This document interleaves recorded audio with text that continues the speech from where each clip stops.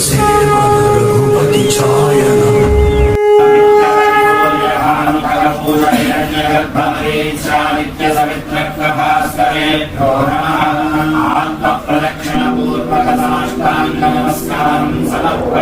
గురుభ్యో నమః. ధర్మో రక్షతి రక్షితః. ఈరోజు మనం ప్రశ్నించాల్సిన ఒక ప్రశ్న ఉంది. సనాతన ధర్మం బ్రతుకుతోందా లేదా కేవలం వేడుకలకే పరిమితమైందా?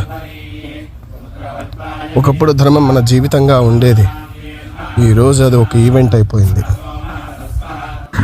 మనం దేవాలయాలకు వెళుతున్నాం, కానీ మన హృదయాల్లో దేవుడు ఉన్నాడా? మంత్రాలు ఉచ్చరిస్తున్నాం, కానీ వాటి అర్థం తెలుసుకోవాలనుకుంటున్నామా? పూజలు చేస్తున్నాం, కానీ మన ప్రవర్తనలో ధర్మం కనిపిస్తోందా?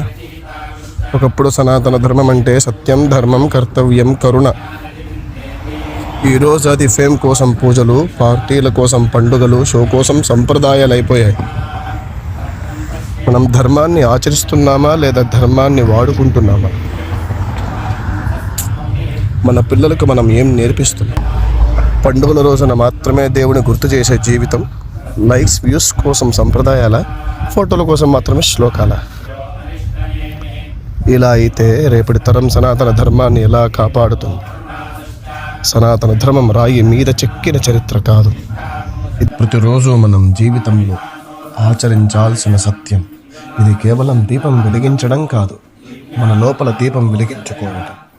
ఇది కేవలం పూజ చేయడం కాదు, ఇది ప్రాణాన్ని గౌరవించడం.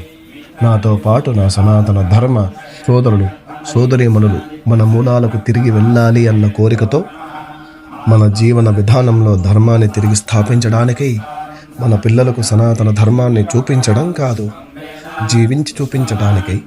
సనాతన ధర్మం మన వల్లే బ్రతుకుతుంది, సనాతన ధర్మం మన వల్లే కొనసాగుతుంది, సనాతన ధర్మం మన వల్లే వచ్చే తరానికి చేరుతుంది.